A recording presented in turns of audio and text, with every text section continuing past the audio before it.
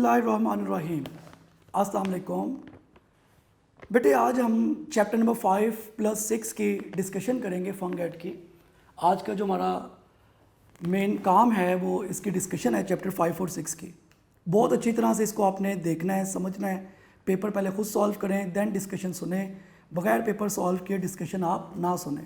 30 MCQs हैं, एक एक MCQ को पहले खुद से सॉल्व करें। 30 में से मैं उम्मीद करता हूँ कम से कम 20 तो आपसे सॉल्व हो जाएंगे ईजिली। अगर आपने लेक्चर सुना है, आप इस काबिल होंगे, आप 20 MCQ सॉल्व कर सकेंगे। तो बहुत ध्यान से आपने इसके डिस्कशन को सुनना है, एक एक पॉइंट को अच्छी तरह से आपने देखना है कि इसमें क्या समझाया जा रहा है। फर्स्ट MCQ से हम स्टार्ट करते हैं। स्टार्ट करने से पहले माइंड अपना फ्रेश रखें, बिल्कुल एक्टिव, कॉन्फिडेंट। जितना ज़्यादा कॉन्फिडेंट रहेंगे, एक्टिव रहेंगे, स्माइल के साथ, खुशी के साथ, आप जितना स्माइली फेस आपका होगा उतना आप अच्छा इसको समझ सकेंगे। जितना ज़्यादा आप टेंशन लेके करेंगे तो मुश्किल में पड़ जाएंगे। तो इजी होके, रिलैक्स होके, चिल होके आपने डिस्कशन करनी। फर्स्ट MCQ से स्टार्ट करते हैं। वो कहता है particle start from rest with an angular speed of 2 radian per second in a circle of radius 2 metre. उसने आपको एंगुलर स्पीड भी दी हुई है। फर्स्ट MCQ में उसने आपको एंगुलर स्पीड की वैल्यू दी हुई है, वो है जी 2 रेडियन पर सेकेंड। और आपके पास जो टाइम है उसकी वैल्यू 2 सेकेंड है। जो रेडियस है उसकी वैल्यू 2 मीटर है। वो कह रहा है इसकी लीनियर स्पीड क्या होगी। तो बच्चों लीनियर स्पीड का फार्मूला आपको पता है, v = r omega. Just values लगाएं, सारी वैल्यूज़ आपके पास हैं। r की वैल्यू आपके पास 2, ओमेगा की वैल्यू भी आपके पास 2। तो 2 को आप 2 से मल्टीप्लाई करवाएंगे, आंसर 4 आ जाएगा, 4 मीटर पर सेकेंड। तो फर्स्ट MCQ का राइट ऑप्शन बन रहा है Charlie option, that is 4 metre पर सेकेंड। तो बहुत सिंपल सा है, आपने इजीली सॉल्व कर लिया होगा। सेकेंड देखें, the rotational analogue of Newton second law of motion is. Rotational analogue बेटे, Newton second law of rotational analogous का मतलब ये है कि जो रोल लीनियर मोशन का है, देखो फोर्स का फॉर्मूला होता है F = ma। फोर्स का रोटेशनल एनालॉग, रोटेशनल की बात हो रही है, तो जो रोल फोर्स प्ले करती है लीनियर मोशन में, वही रोल टॉर्क प्ले करता है एंगुलर या सर्कुलर मोशन में। और टॉर्क का फार्मूला होता है mr² अल्फा, जिसको आप I अल्फा भी लिखते हैं। जिस तरह मैंने आप बच्चों को समझाया हुआ है कि जो रोल लीनियर डिस्प्लेसमेंट का है, डिस्प्लेसमेंट का लीनियर मोशन में है, वही रोल एंगुलर डिस्प्लेसमेंट का सर्कुलर मोशन में है।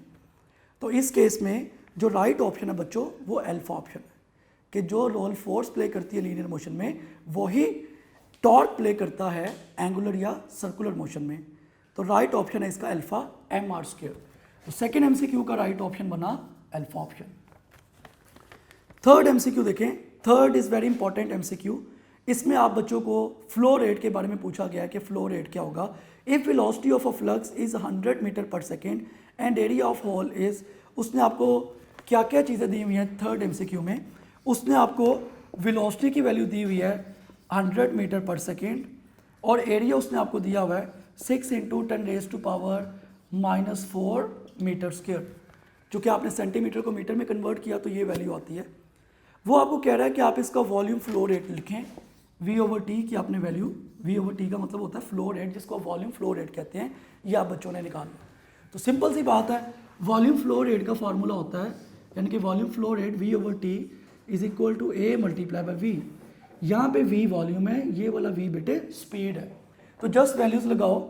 एरिया की वैल्यू आपके पास है जो आपको गिवन है 6 × 10⁻⁻6। ये आपके पास एरिया की वैल्यू 6 × 10⁻⁻6 है मीटर स्क्वायर में, जब आप इसको कन्वर्ट करते हैं। और जो स्पीड है आपके पास वो आपके पास है 100, यानी कि 10⁻²। जब आप इसको सॉल्व करोगे ये होगा 6 × 10⁻⁻4, और वॉल्यूम फ्लो रेट का यूनिट होता है मीटर क्यूब पर सेकेंड। तो इसका राइट ऑप्शन होगा बच्चों आपके पास अल्फा ऑप्शन। तो थर्ड MCQ भी बहुत सिंपल था, alpha is right option. Just volume flow rate आपने निकालना था, आपने वैल्यूज लगा दी और आंसर आ गया। नेक्स्ट देखो, फोर्थ में वो कह रहा है the weight of a body will be maximum at. Weight कहाँ पे मैक्सिमम हो, इसका पहले आप कॉन्सेप्ट समझें। देखें, देखो बेटे, अल्लाह ताला ने इस अर्थ को इस तरह से डिज़ाइन किया कि ये एक्सिस के लॉन्ग में इसके हॉरिजॉन्टली ज़्यादा फैली हुई है और वर्टिकली कम है। आप ये कहते हैं ये वाला हिस्सा जो होता है इसका, इसको आप इक्वेटर बोलते हैं, और ये जो वर्टिकल ये वाला हिस्सा इसको आप पोल बोलते हैं। इसी तरह ये वाला हिस्सा भी पोल और ये वाला हिस्सा भी इक्वेटर। बेटे ग्रेविटी कहाँ पे मैक्सिमम होती है, हमेशा याद रखना कि पोल के ऊपर ग्रेविटी मैक्सिमम होती है। जब भी आप पोल की बात करते हैं, आप पोल को डिस्कस करते हैं, ये जो पोल है, ये वाला पॉइंट, पोल के ऊपर ग्रेविटी मैक्सिमम होती है। जो आप पढ़ते हैं ना 9.8 मीटर पर सेकेंड स्क्वायर, ये मैक्सिमम वैल्यू है ग्रेविटी की। हमेशा ग्रेविटी मैक्सिमम पोल पे होती है। ये वाला पोल, ये भी पोल है और ये भी पोल है। तो इक्वेटर पे ग्रेविटी कम होती है, इसकी वैल्यू 0.016 या 1/4 समथिंग कम होती है इक्वेटर के ऊपर, हमेशा पोल पे मैक्सिमम।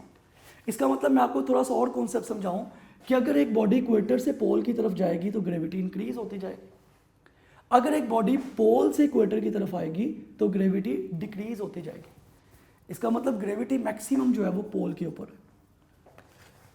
तो फोर्थ एमसीक्यू का जो राइट ऑप्शन है बच्चों वो अल्फा ऑप्शन, कि मैक्सिमम जो ग्रेविटी है वो पोल के ऊपर होगी। 6 एमसीक्यू देखें, the ratio of the velocities of a satellite rotating around earth in and circular orbit to escape velocity from earth is. वो आपको कह रहा है कि ऑर्बिटल वेलोसिटी की रेशियो लो एस्केप वेलोसिटी के ऊपर। तो 5th एमसीक्यू में orbital velocity ratio escape velocity, तो बेटे ऑर्बिटल वेलोसिटी का फार्मूला होता है स्क्वायर रूट GR और एस्केप वेलोसिटी का फार्मूला होता है स्क्वायर रूट 2GR। जब आप इसको सॉल्व करेंगे ये GR और GR कैंसिल आउट हो जाएंगे, आंसर आ जाएगा 1:2। तो 5th एमसीक्यू का राइट ऑप्शन बनेगा चार्ली ऑप्शन। 5th का राइट ऑप्शन आपके पास चार्ली ऑप्शन है। 6 एमसीक्यू देखें, a hole is filled half way to the centre of the earth. ये बड़ा अच्छा एमसीक्यू है, एमसीक्यू नंबर 6 जो मैं अब आपसे डिस्कस करने लगा। 6 में वो कहता है कि आपने एक होल किया अर्थ की सरफेस से डाउनवर्ड। मतलब हम ये कहते हैं 6 में वो आपको ये कहना चाहता है कि अगर ये अर्थ सरफेस है, ये अर्थ का सेंटर है, इसको आप अर्थ का सेंटर कहें, ये अर्थ का सेंटर है। वो क्या रहा है, कहता है hole is filled half way to the centre of the earth. आपने अर्थ के सेंटर की तरफ जाते हुए एक होल किया, मतलब एक बॉडी इधर से इधर आ रही है, सेंटर की तरफ आई है, अभी मतलब सेंटर पे पहुंची नहीं है, उससे हाफ पे पहुंची। मतलब ये सेंटर है, बॉडी यहाँ से आ रही है और हाफ पॉइंट पे पहुंची। तो वो कहता है body weight 200 newton on the surface of earth, how much will it weigh at the bottom of the hole. बेटे बात ही है, हमेशा इस चीज़ को याद रखें कि जो सेंटर पॉइंट होता है, सेंटर पॉइंट पे ग्रेविटी 0 होती है। पहले तो यही याद रखें, एक बॉडी सेंटर पॉइंट के ऊपर जब होती है तो ग्रेविटी की वैल्यू, मतलब जब बॉडी मूव करती करती सेंटर पॉइंट पे आ जाती है, यहाँ पे ग्रेविटी 0 होती है। अब जब और नीचे आ जाएगी तो ग्रेविटी की वैल्यू रिड्यूस होना शुरू हो जाएगी। जब हाफ पे पहुँचेगी तो ग्रेविटी की वैल्यू हाफ हो जाएगी। इस चीज़ को हमेशा याद रखें कि सेंटर के ऊपर ग्रेविटी 0 और उससे नीचे आप आते हैं तो दोबारा ग्रेविटी की वैल्यू बढ़ना शुरू हो जाती है। जब आप हाफ वे में आते हैं तो वेट अगर 200 न्यूटन था, इसको आप हाफ कर दें तो इसकी वैल्यू आपके पास बच्चों 100 न्यूटन रह जाएगी। तो 6 एमसीक्यू का जो राइट ऑप्शन बन रहा है वो आपके पास 100 न्यूटन है, मीन्स कि जो इसका ऑप्शन है वो अल्फा ऑप्शन।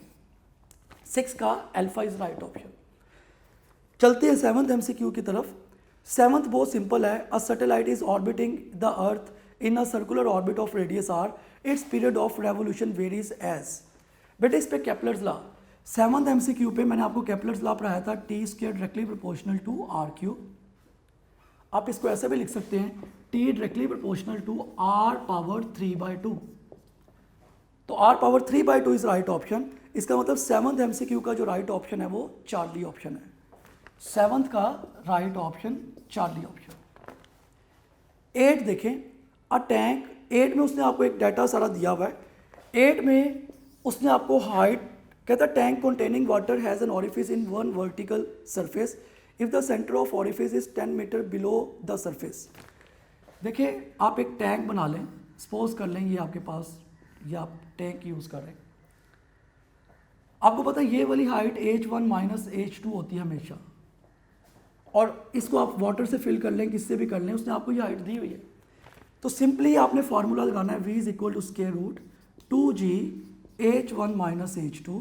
जस्ट इसमें वैल्यूज़ लगाएं, v is equal to square root 2 multiply by g की वैल्यू होती है 10 और h1 - h2 की जो आपके पास वैल्यू गिवन है वो भी 10 है। ये आपके पास आ जाएगा स्क्वायर रूट 200।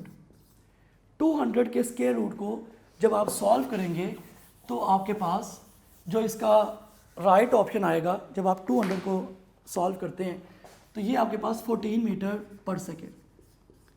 तो ये इसका राइट ऑप्शन है। मीन्स के 8 MCQ का जो राइट ऑप्शन हुआ वो हमारे पास बीटा ऑप्शन। तो ये बड़े सिंपल से MCQ, आप देखिए जस्ट फार्मूलाज पे आपको ग्रिप होनी चाहिए। जितना आपको फार्मूला अच्छा आता है आप वैल्यूज लगाते जाए, उसका आंसर आता जाएगा। 9th MCQ देखें, the minimum velocity necessary to put a satellite into the orbit is. तो आपको पता है जो मिनिमम वेलोसिटी होती है उसको आप क्रिटिकल वेलोसिटी कहते हैं, उसकी वैल्यू 7.9 किलोमीटर पर सेकेंड होती है, ये क्रिटिकल वेलोसिटी की।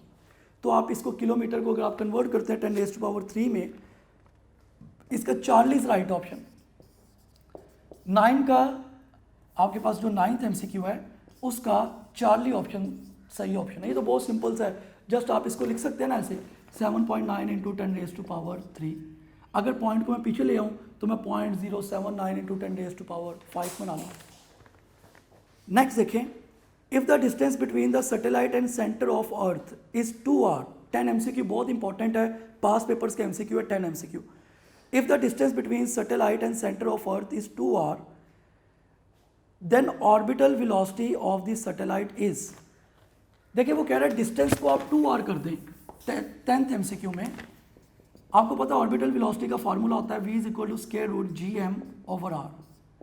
वो कह रहा है इसको डबल कर दे, मैंने 2r कर दिया। ये मैंने 2r इसलिए लिखा क्योंकि वो बता रहा है कि डिस्टेंस को आप डबल कर दें। अगर मैं इसको इक्वेशन नंबर 1 बना लेता हूँ, अब इसको फर्दर आप सॉल्व कर लें। देखिए आपको ये फार्मूला पता है कि g = gm/r²। ये बच्चों फार्मूला होता है जब आप मैथ्स ऑफ अर्थ निकालते हैं तो तब भी आप ये फार्मूला यूज़ करते हैं, मतलब ये फार्मूला यूज़ होता है। ये r² से डिवाइड हो रहा है, इधर आके मल्टीप्लाई होगा, ये आपके पास आ जाएगा gr² = gm। इसको आप इक्वेशन नंबर 2 बना लें। अब आपने सिंपली ये करना है कि आप इक्वेशन नंबर 2 को सब्स्टिट्यूट कर दें इक्वेशन नंबर 1। जब आप इक्वेशन नंबर 2 को इक्वेशन नंबर 1 में सब्स्टिट्यूट करेंगे, ये वैल्यू आएगी v = gm की जगह पे आ जाएगा gr² डिवाइडेड बाई 2r। ये r इससे कैंसिल आउट हो जाएगा तो ये आ जाएगा v = gr/2। तो ये इसका राइट ऑप्शन है। 10th MCQ का राइट ऑप्शन बना beta option which is √gr/2। 11th MCQ देखें, 11th में वो कह रहा है कि if a gymnastic standing on a rotating stool with his arms outstretch suddenly lowers his arm, कि अगर कोई शख्स जिम कर रहा है, उसके आर्म्स पहले आउटवर्ड है और वो सडनली इनवर्ड कर लेता है, देन क्या होगा? आप खुद सोचिए, जब आर्म्स आउटवर्ड है तो मोमेंट ऑफ इनर्शिया ज़्यादा है क्योंकि डिस्टेंस ज़्यादा है, आई की वैल्यू ज़्यादा है, मास डिस्ट्रीब्यूशन ज़्यादा है। जब मैं आर्म्स को इनसाइड करूँगा तो डिस्ट्रीब्यूशन कम हो जाएगी, इसका मतलब मोमेंट ऑफ इनर्शिया कम हो जाएगा। तो 11th MCQ में लॉजिकली ये होगा कि मोमेंट ऑफ इनर्शिया आपको पता है इन्वर्सली प्रोपोर्शनल होता है ओमेगा के। जब मैं आर्म्स को इनवर्ट स्ट्रेच करूँगा, पहले स्ट्रेच थे, जब मैं इनवर्ट लेके आऊँगा आर्म्स को तो मोमेंट ऑफ इनर्शिया कम होगा। जब मोमेंट ऑफ इनर्शिया कम होता है तो एंगुलर वेलोसिटी इंक्रीज हो जाती है, ज़्यादा हो जाती है। तो इसका जो राइट ऑप्शन है बेटे आपके पास, अब देखिए उसने ऑप्शन क्या दिया हुआ है, his angular velocity decreases, his angular velocity increases, his moment of inertia decreases, both A and C। तो इसका जो राइट ऑप्शन आपके पास बनना चाहिए वो ये होना चाहिए कि इस केस में जो इसका राइट ऑप्शन आपके पास होना चाहिए कि इस केस में मोमेंट ऑफ इनर्शिया डिक्रीज हुआ तो एंगुलर वेलोसिटी जो है वो इंक्रीज हो गई। Right option is Charlie. 11 का चार्ली इज राइट ऑप्शन। उसके बाद देखें 12 में वो कह रहा है कि आपने एक होलो स्फीयर और सॉलिड स्फीयर को आपने फेंका, इनमें से एक रिलीज किया आपने इनको रेस्ट पोजीशन से, तो कौन सी चीज़ इनमें से पहले आएगी? अब आप लोगों ने इसका भी डिसीजन किस तरह लेना होता है 12 MCQ का। 12 MCQ में भी यही फार्मूला लगना है, I is inversely proportional to omega. अब एक होलो स्फीयर है और एक सॉलिड स्फीयर है। होलो स्फीयर का फार्मूला मोमेंट ऑफ इनर्शिया का होता है आपके पास 2/3 mr²। आप जब सॉलिड स्फीयर की बात करते हैं, अगर मैं यहाँ पे सॉलिड स्फीयर को डिस्कस करता हूँ, सॉलिड स्फीयर के केस में मोमेंट ऑफ इनर्शिया की वैल्यू होती है 2/5 mr²। देखो सॉलिड स्फीयर का मोमेंट ऑफ इनर्शिया कम है, तो तो जिसका मोमेंट ऑफ इनर्शिया जितना कम है बेटे उसकी एंगुलर वेलोसिटी उतनी ज़्यादा होगी। तो इन दोनों को जब आप कंपेयर करेंगे, moment of inertia solid sphere का कम है, उसकी एंगुलर वेलोसिटी ज़्यादा होगी। और होलो स्फीयर का मोमेंट ऑफ इनर्शिया जो है वो ज़्यादा है as compared to solid sphere, इसकी एंगुलर वेलोसिटी कम होगी। तो जिसकी एंगुलर वेलोसिटी ज़्यादा होगी वही पहले पहुंचेगा नीचे, तो इसका राइट ऑप्शन होगा सॉलिड स्फीयर। तो 12 MCQ का जो राइट ऑप्शन है बेटे वो अल्फा ऑप्शन है, अल्फा इज राइट ऑप्शन। उसके बाद 13 देखें, 13 में वो कह रहा है if the radius of the earth suddenly contract to 1/n to its present value without any change in mass the duration of 1 day will be. इसका तो एक शॉर्टकट मैंने बनाया हुआ है, ये आप याद रख लें। इस तरह के क्वेश्चन में 13 जिस तरह से MCQ है, शॉर्टकट इसका ये है कि ड्यूरेशन ऑफ डे, जो भी duration of day of night है, ये इन्वर्सली प्रोपोर्शनल होता है 1/रेडियस कॉन्ट्रैक्शन का स्क्वायर। गौर से इस फार्मूला को देखें कि जब भी आपको इस तरह का कोई MCQ आए तो आपने ये फार्मूला जो मैंने बोर्ड पे लिखा है अभी, इसको आपने एज इट इज़ याद रखना है कि जब भी वो आपको कहे ना कि रेडियस हाफ हो गया, रेडियस 1/3 हो गया, रेडियस 1/4 हो गया, ये फार्मूला याद रखो कि duration of day is inversely proportional to radius contraction square. तो अगर वो कह रहा है रेडियस 1/n जो है वो कॉन्ट्रैक्ट हुआ, तो इसका मतलब आंसर आएगा मेरे पास 24 divided by n square.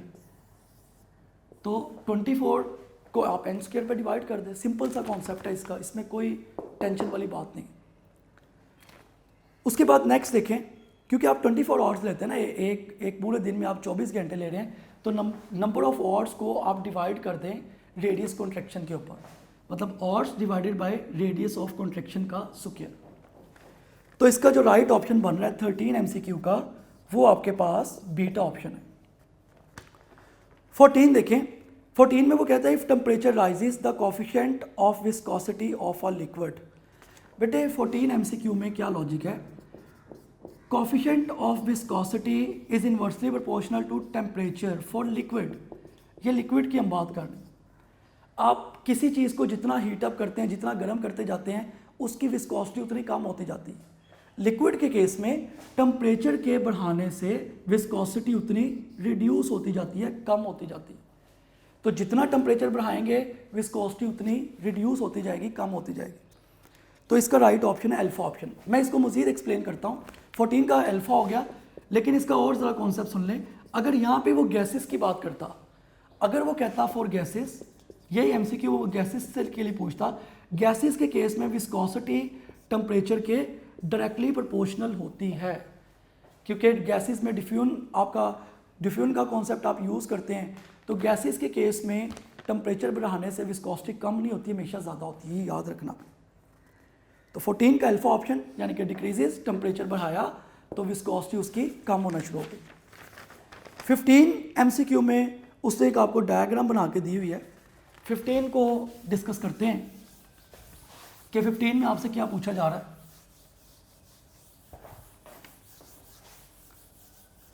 15 MCQ में वो ये कह रहा है,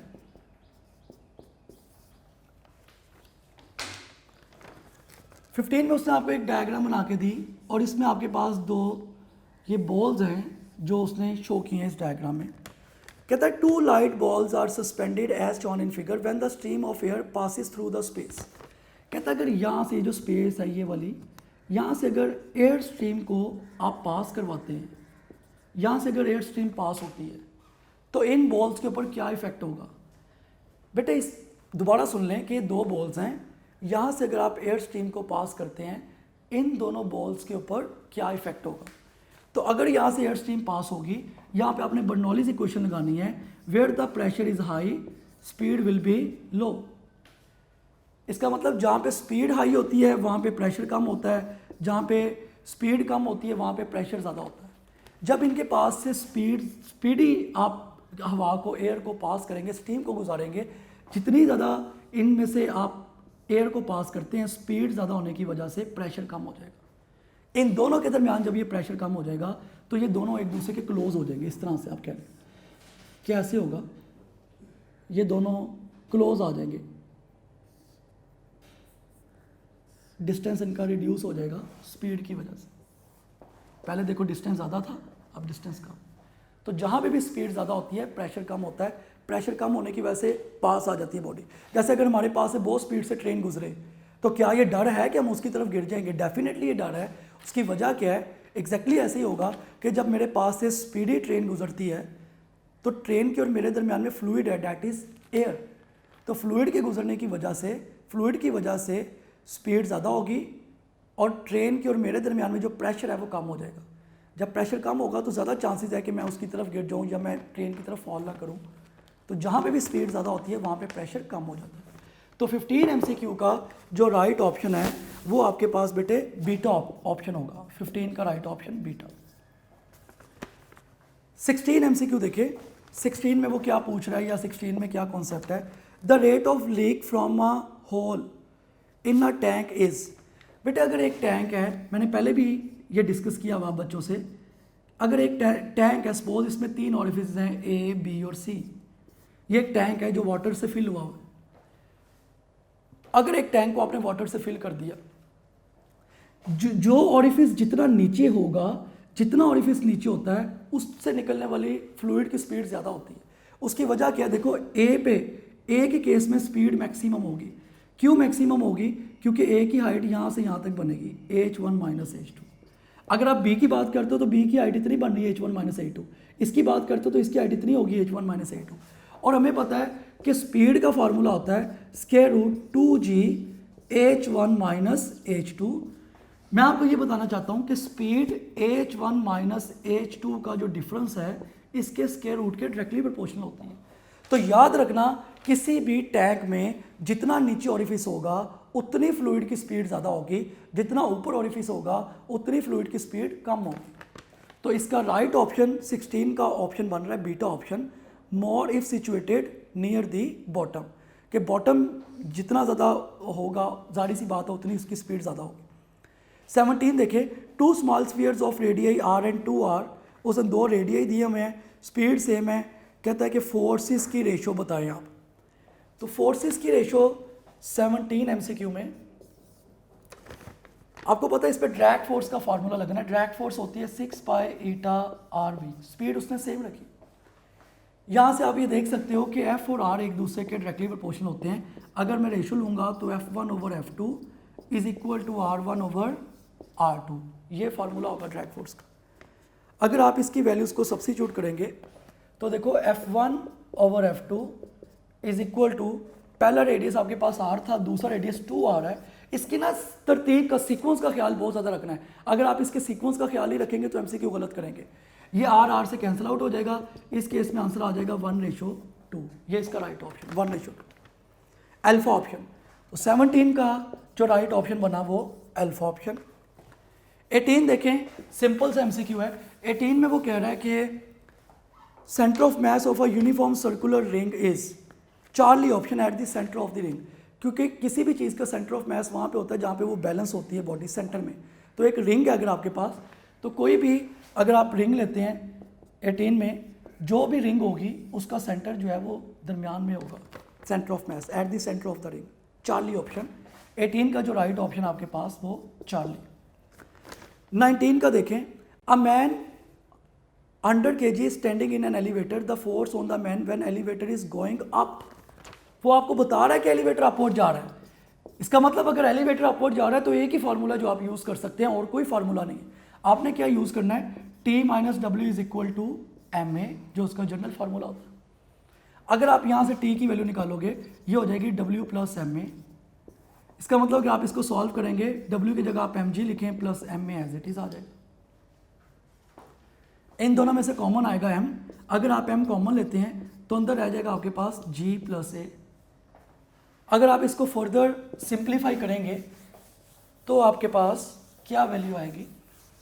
सिर्फ अब आप इसको इसमें वैल्यूज लगाएं। T is equal to mass उसने आपको दिया हुआ है 100, G की वैल्यू 9.8 होती है, फिक्स होती है, 10 भी आप लेते हैं अपनी आसानी के लिए, और एक्सेलरेशन की वैल्यू 4 है। तो 100 मल्टीप्लाई बाय 13.8 यानी कि 14, जब आप इसको मल्टीप्लाई करवाएंगे तो ये आंसर आपके पास बनेगा 1380 न्यूटन। तो इसका जो राइट ऑप्शन है MCQ नंबर 19 का वो राइट ऑप्शन हमारे पास बन गया जी डेल्टा ऑप्शन। 20 देखें, the escape velocity from the earth is ve, what is the escape velocity from planet whose mass and radius are twice those of earth। अब देखो वो कह रहा है 20 में कि mass of planet को भी डबल कर दो और रेडियस को भी आप डबल कर दो तो escape velocity क्या होगी। अब देखिए escape velocity का फार्मूला सिंपल है, आप बच्चों को बार बार इसकी मैंने प्रैक्टिस करवाई है कि अगर आप escape velocity को यहाँ पे सॉल्व करेंगे, ये आपके पास वैल्यू होती है स्क्वायर रूट 2gm/r। अब आप खुद देखो वो कह रहा है मैस ऑफ प्लैनेट को भी डबल कर दो, रेडियस को भी डबल कर दो। बेटे ऊपर भी आप मैस को डबल कर दो, नीचे रेडियस है इसको डबल कर दो, ये 2 से कैंसिल आउट हो जाएगा, कोई भी फर्क नहीं पड़ेगा फार्मूला पे। तो क्योंकि m और r एक दूसरे के डायरेक्टली प्रोपोर्शनल हैं, इस फार्मूले में अगर मैं बाकी पैरामीटर को कांस्टेंट रखता हूँ, ऊपर भी डबल नीचे भी डबल, तो इसके वेलोसिटी कांस्टेंट रहेगी।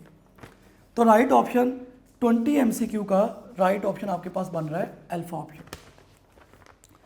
21 MCQ का क्या आंसर है, a women of 50 kg mass is standing in an elevator, suddenly the cable of the elevator breaks।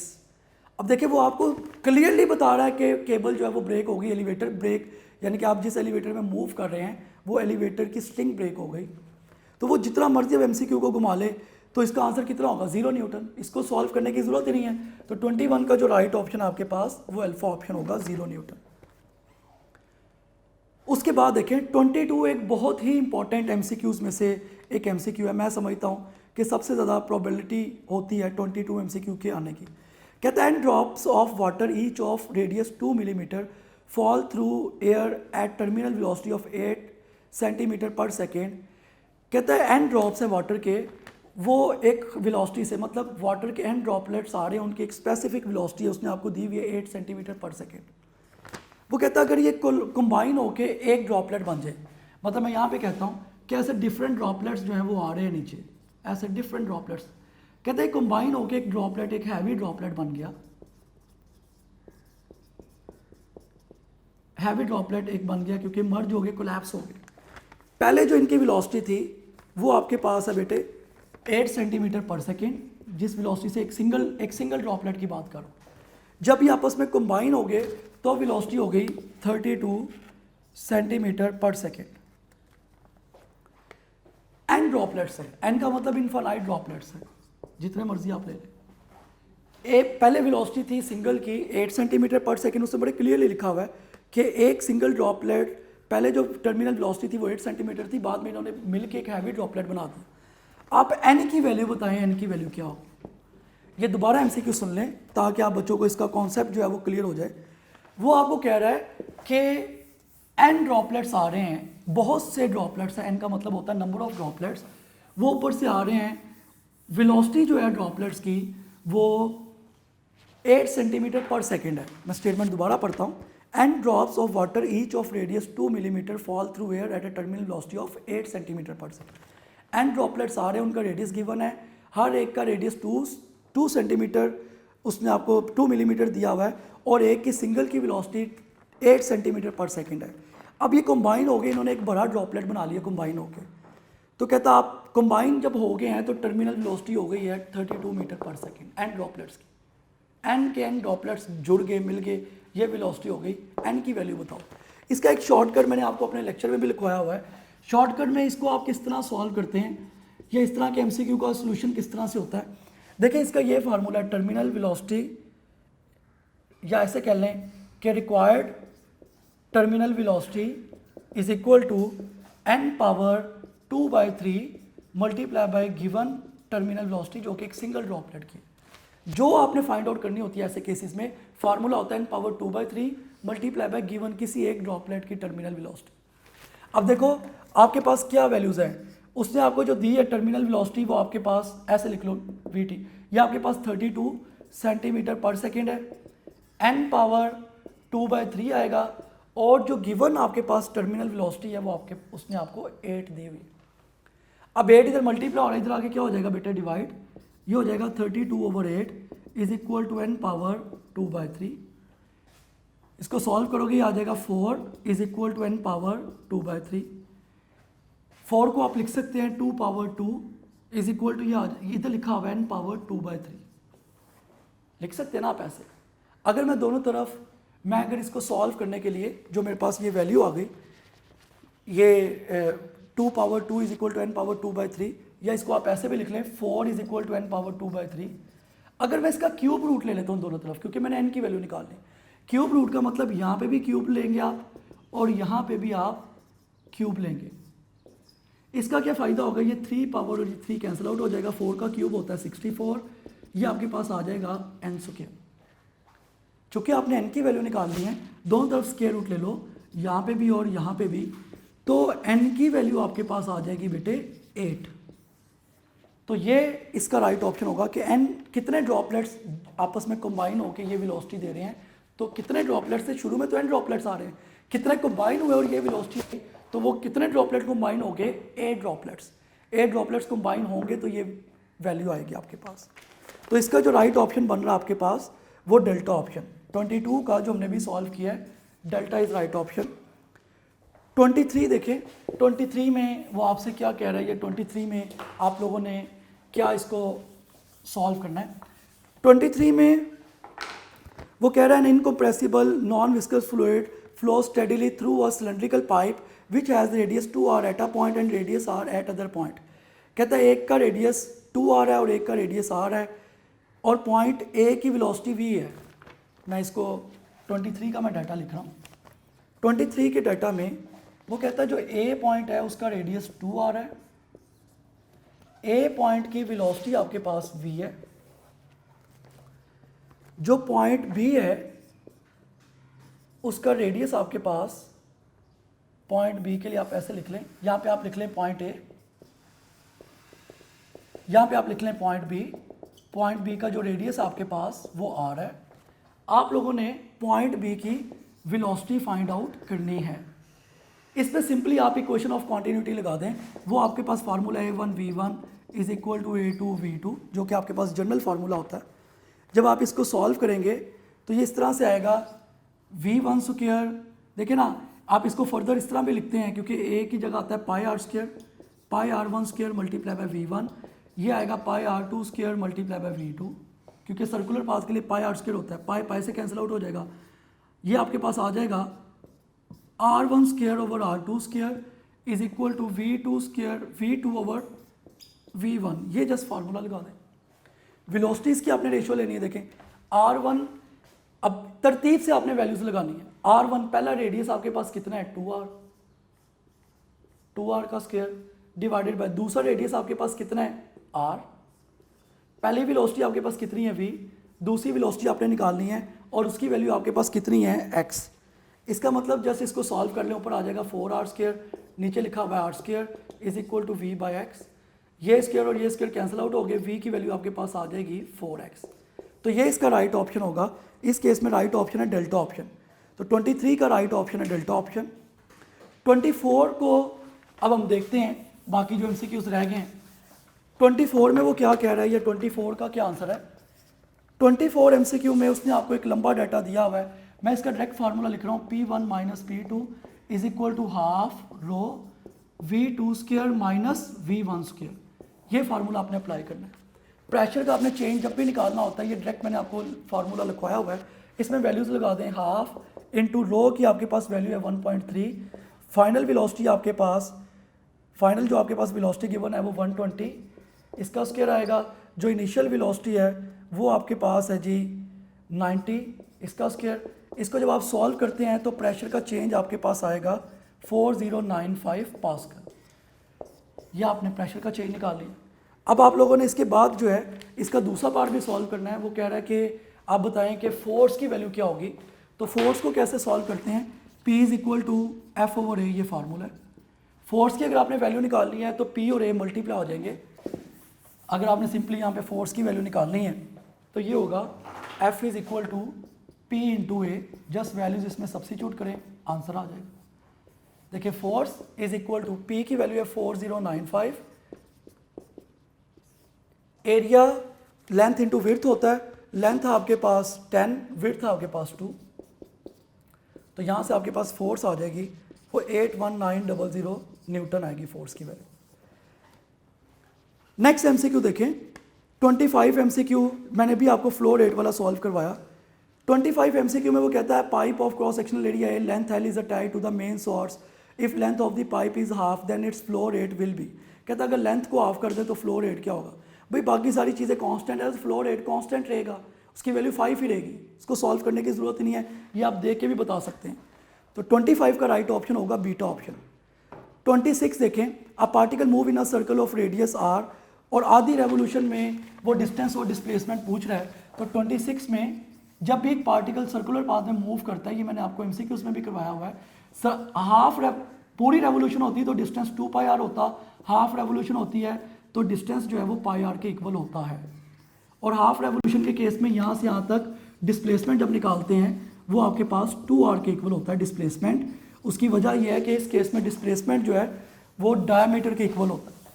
जब एक बॉडी हाफ रेवोल्यूशन कंप्लीट करती है यहाँ से यहाँ तक, पूरी के लिए 2 पाई आर था, हाफ के लिए मैंने डिस्टेंस को 2 पे डिवाइड कर दिया, डिस्प्लेसमेंट निकालना यहाँ से यहाँ तक जो है वो डायमीटर बन रहा है, तो रेडियस का फार्मूला होता है d/2, तो डिस्प्लेसमेंट निकालोगे तो वो आपके पास 2r के इक्वल आएगा, 2 इधर डिवाइड और इधर आके मल्टीप्लाई। तो ये मैंने लेक्चर्स में भी आपको करवाया हुआ है। नेक्स्ट देखें, if frequency is kept constant then artificial gravity of the satellite is increase by. तो फ्रीक्वेंसी 26 का जो भी मैंने सॉल्व किया, इसका डेल्टा ऑप्शन जो भी मैंने आपको सॉल्व करके दिखाया। 27 में आपको पता है फ्रीक्वेंसी जो है वो रेडियस के स्क्वायर रूट के इन्वर्सली प्रोपोर्शनल होती है, रेडियस बढ़ाते जाओगे फ्रीक्वेंसी कम होती जाएगी। तो राइट ऑप्शन होगा इसका अल्फा ऑप्शन। बहुत सिंपल सा है कि इसको इंक्रीज करेंगे इसकी वैल्यू डिक्रीज होगी। 28 देखें, 28 में अभी जो 27 सॉल्व किया है इसका राइट ऑप्शन आपके पास अल्फा ऑप्शन।